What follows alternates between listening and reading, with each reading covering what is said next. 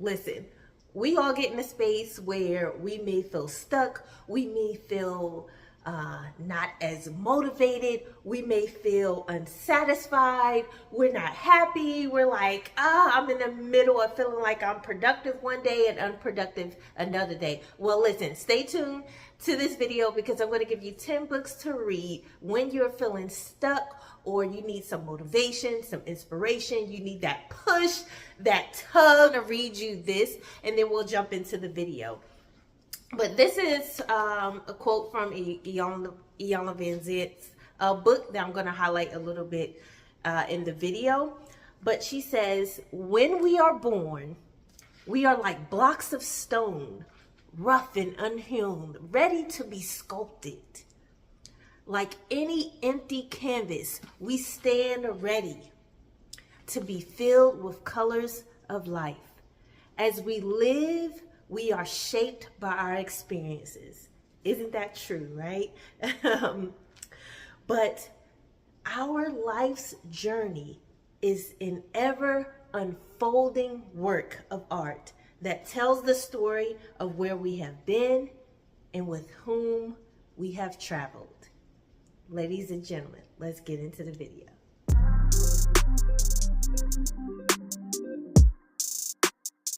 Beautiful people, thank you so much for watching. If you're new here, I'm Darnaya Darice, first name, middle name. Girl, we're not editing this out, okay? We gonna keep going. You're gonna see bloopers, all right? Because ain't no shame in the game, okay?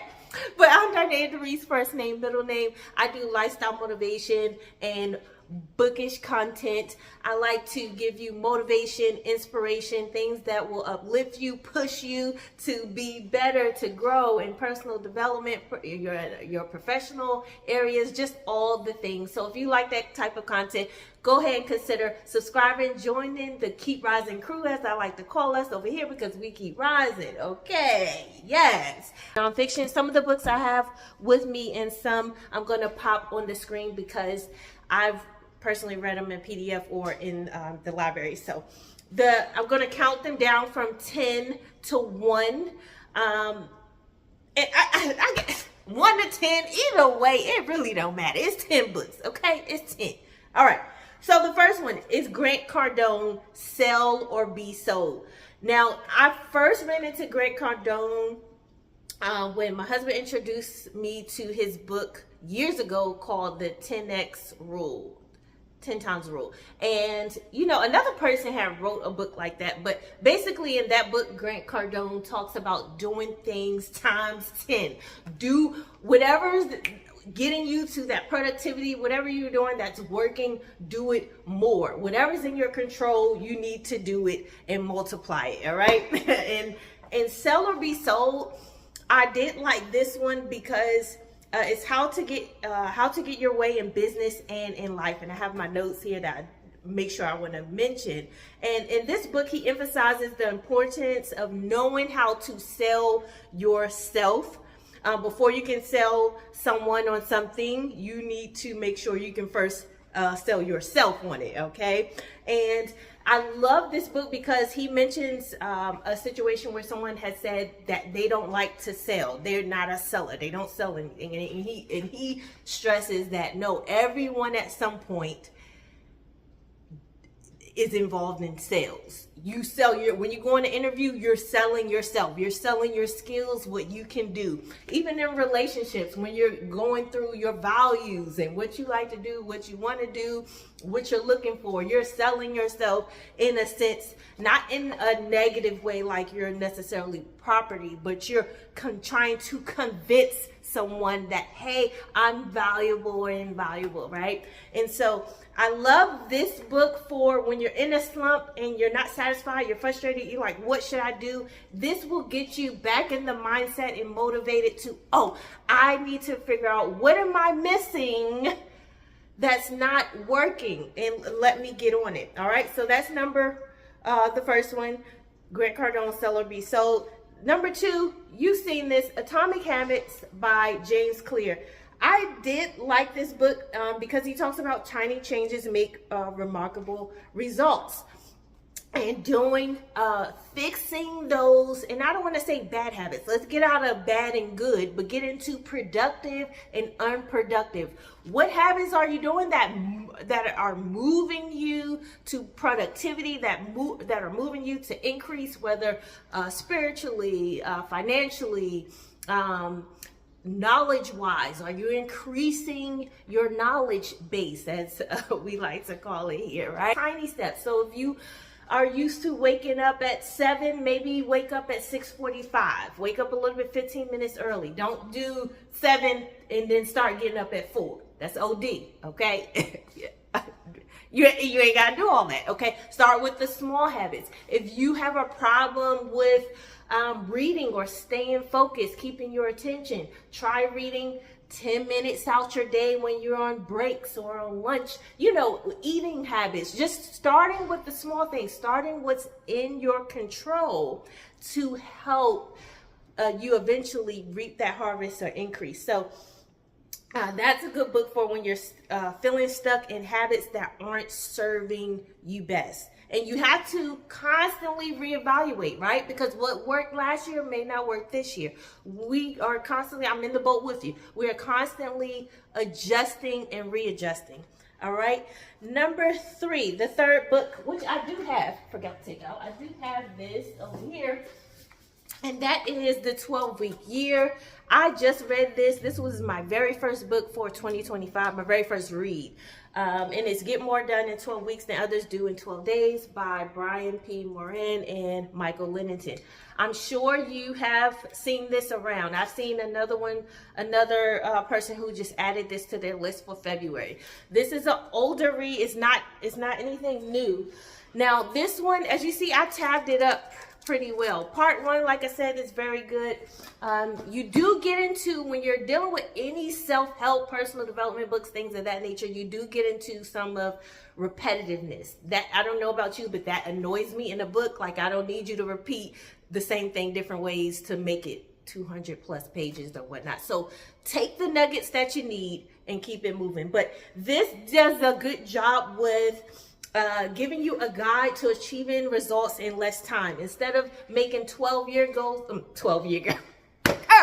12-month goals for the whole year, split them out into every 3 months, every 12 weeks. Okay, what are you looking to accomplish? For instance, one of my goals this year was every 12 weeks. For the first 12 weeks, I want to read a minimum of 9 books because my goal is to read a minimum of 25 overall. I may end up doubling that, to be honest, but that was just my minimum goal. Remember, atomic habits, small habits, okay? We're going to what is attainable, SMART goals. What can I actually know I can accomplish? So when I achieve more than that, I get that micro win, as Lisa Nichols calls it. I get that little victory there, okay? So the 12-week year, they do a good job of mapping out, okay, giving you a guide to map out the goals that you can actually reach, that's in your control. So if you're looking for a new job, if you're looking better pay, which we all, girl, yeah, we all are, right? But if you're looking for that, instead of saying, I want to get this salary, I want to get this position, make your goal things that you can actually do that's in your control, because you can't necessarily control the outcome. You can go on interviews, but you may not get hired, right? But you can control how many applications do I put in within the first 12 weeks? How many skills for a specific job that's on the next level have I reached in our certifications, have I accomplished, things of that nature. That's something you can definitely do, and you reach that outcome. And the more you do that, the more you have the better probability or the better chance you can get to getting that job or that next level or the next pay. So that's why that book is important. But take the nuggets and throw out the rest of the throw out any dead bones there. The fourth one, which I'll put on the screen, is 7 Strategies for Wealth and Happiness. This is by Jim Rohn. Jim Rohn's an old school guru. He's like in that Tony Robbins category, He once was one who was struggling financially, but he ran into someone and said, hey, I'm gonna get you into doing sales and things. And he became one, celery soul, hello. He became one who got his wealth off of eventually motivational speaking and things of that nature, but he was in sales. And his book talks about the power of goals, mastering time, learning how to change, okay? Learning how to change, learning how to adjust, and surrounding yourself with winners. Remember, you want to be around people. If you want to get to the next level, you need to surround yourself with people who are already there where you want to be. And it doesn't necessarily have to be direct. It can be indirect, because you can learn from people and you may not have even met them. You may read their books, or you may watch their lectures and things of that nature. Okay, are we catching on with these? Are we catching on? I know you are.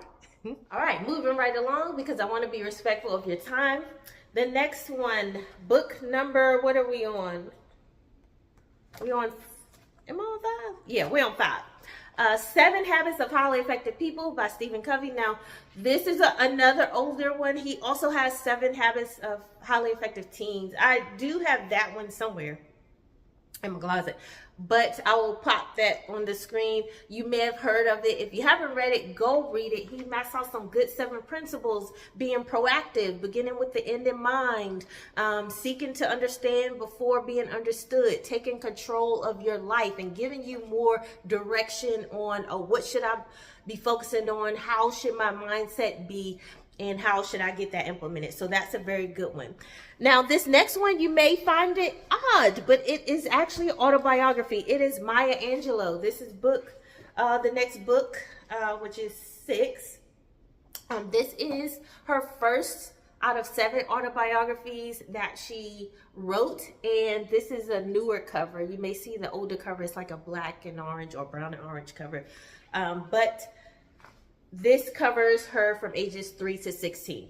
Now, the reason I suggest that, because in this book, she talks about almost her struggles and her trials, almost being stuck, if you will. She was mute for a good portion of her life, but she then learned how to find her voice. How can I adjust in this world, even though I'm going through some things, even though I have made some not so good decisions, or not so, not so productive decisions that would catapult me right away.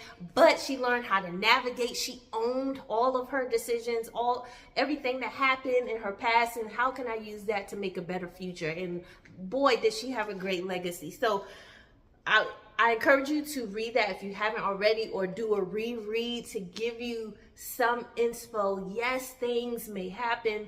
Things do happen to each and every one of us, but guess what? You decide how you stand up. You decide how you pick up and move on with your life. So that is a good one. And then what I mentioned earlier at the beginning of the video, this is Interiors, A Black Woman's Healing in Progress. This is Iyanla Vanzant. Iyanla has her writing, first of all, her speaking, but her writing in this is just so amazing. It's raw, it's uncensored. She gives you all the good, the bad, the ugly, and the ugliest. This is what I'm telling you, this for any and everybody. I mean, seriously, men can read this, anybody can read this, but this lady went through so much, and you kind of saw, if you followed her, know who she is, kind of saw some up and downs, even her adult life.